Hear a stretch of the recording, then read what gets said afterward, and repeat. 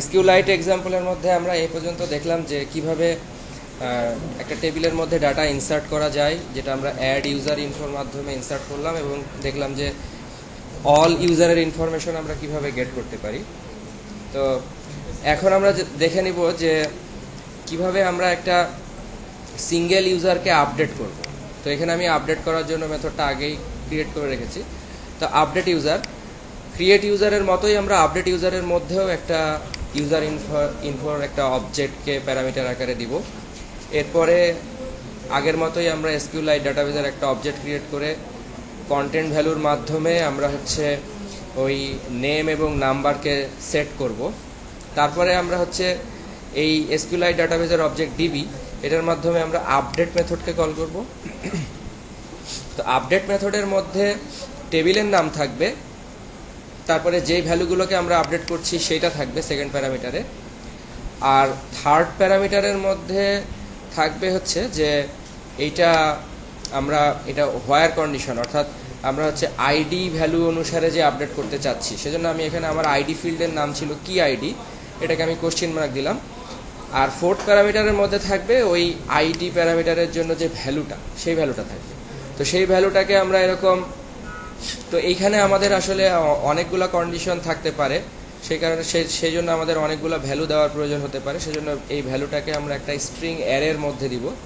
তারপরে আমরা এখানে বললাম যে আমাদের এই ইউজার ইনফোর যে অবজেক্টটা আছে ইনফো ডট গেট আইডি, তা দ্যাট মিনস আমাদের এখানে কুড়িটা এরকম দাঁড়ালো যে আমরা যেই ইউজারের আইডিটা সেট করব সেই ইউজারের আইডি অনুসারে এটা তখন আপডেট হবে, ঠিক আছে। আর যদি আমরা কোনো একটা ইউজারকে ডিলিট করতে চাই, সেক্ষেত্রেও আমাদেরকে ওই ইউজারের অবজেক্টটা লাগবে, এসকিউএল ডাটাবেজের অবজেক্ট লাগবে। তারপরে আমরা বলবো যে ডিবি ডট ডিলিট, ডিলিটের মধ্যে আমরা একইভাবে ওই টেবিলের নাম দিব, এবং ঠিক যেভাবে আমরা আপডেট করার জন্য একটা ইউনিক বা প্রাইমারি কি দিলাম আইডি, এখানেও আমরা ঠিক ওই একইভাবে ওই আইডি এবং আইডির ভ্যালুটা দিব, ঠিক আছে। এরপরে যদি আমরা হচ্ছে ডাটাবেজের মধ্যে টোটাল কতগুলো কন্ট্যাক্ট আছে, দ্যাট মিনস হচ্ছে টোটাল আমরা হচ্ছে যে ওই টোটাল কতগুলো ইউজার আছে এটা যদি আমরা কাউন্ট করতে চাই, তাহলে আমরা এরকম একটা কুইরি লিখলাম যে সিলেক্ট স্টার ফ্রম ওই টেবিল নেম, তারপরে আমরা বললাম যে কার্সর ডিবি ডট র কুইরি, তারপরে আমরা এই কুইরিটাকে এখানে দিয়ে দিলাম, এবং আমরা রিটার্ন করলাম হচ্ছে কার্সর ডট গেট কাউন্ট। তো এটার মেথডের রিটার্ন টাইপটা হচ্ছে ইন্টিজার। তো কার্সর গেট কাউন্ট এই মেথডটা আমাদেরকে ডাটাবেজে কয়টা রো আছে সেই রোটা রিটার্ন করে দিয়ে দিল। এখন যদি আমরা এই আপডেটের ব্যাপারটা দেখতে চাই, তাহলে আপডেট করার জন্য আমাদেরকে মেন অ্যাক্টিভিটির মধ্যে থেকে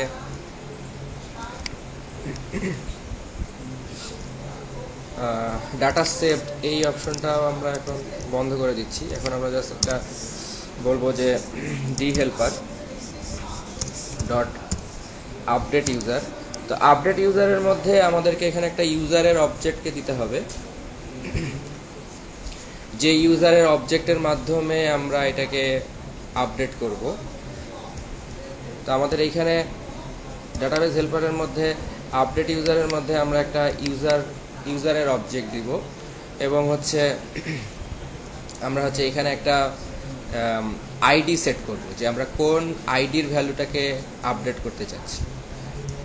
সে আমরা এখানে বললাম যে নিউ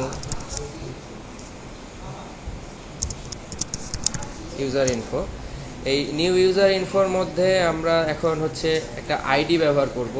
আমরা এখানে আইডি দিলাম হচ্ছে 1, যেহেতু আমাদের 1 অলরেডি আইডি ছিল। সেকেন্ড প্যারামিটারের মধ্যে আমরা দিব হচ্ছে নেম। তো আমাদের 1 নম্বর ইউজারের নেমটা ছিল হচ্ছে এ, তো আমরা এখানে এটাকে দিলাম হচ্ছে সি। আর আমাদের হচ্ছে ফোন নাম্বার যেটা ছিল, আমরা হয়তো কোনো একটা ফোন নাম্বার এরকম দিলাম। তাহলে এটার মাধ্যমে ওই ইউজারটা 1 নাম্বারের ইউজার যার নাম ছিল এ এবং অন্য একটা ফোন নাম্বার ছিল, সেটা এখন আপডেট হয়ে যাবে, এবং আপডেট হয়ে যাওয়ার পরে আমরা আবার হচ্ছে ইউজারের ইনফরমেশনগুলো গেট করে দেখব যে এটা আপডেট হয়ে গেছে কিনা। এখন আমরা এটাকে রান করে দেখি।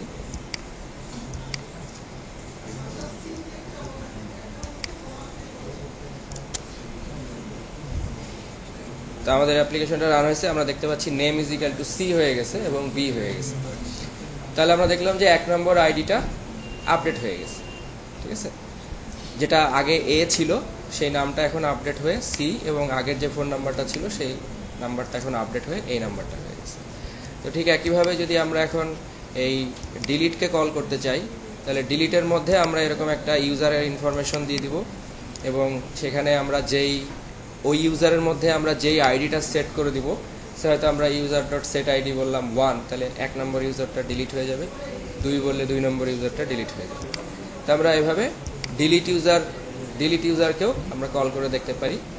আর আমরা যদি দেখতে চাই যে ডেটাবেসের মধ্যে কতজন ইউজার আছে, তাহলে তখন আমরা এই গেট কন্ট্যাক্টস ইউজার এই মেথডটাকে কল করে আমরা ওই একটা ইন্টিজার ভ্যালু ডিসপ্লে করতে পারি যে এতজন ইউজার ডেটাবেসের মধ্যে আছে। তাহলে আমরা টোটাল জিনিসটা দেখে নিলাম যে এসকিউএলআই ডেটাবেসের মাধ্যমে অ্যান্ড্রয়েড অ্যাপ্লিকেশন দিয়ে কিভাবে আমরা হচ্ছে একটা টেবিল ক্রিয়েট করে তারপরে হচ্ছে ডাটা ইনসার্ট, আপডেট এবং ডিলিট এবং গেট অল ইনফরমেশন আমরা কিভাবে করতে পারি সেটা আমরা দেখে নিলাম।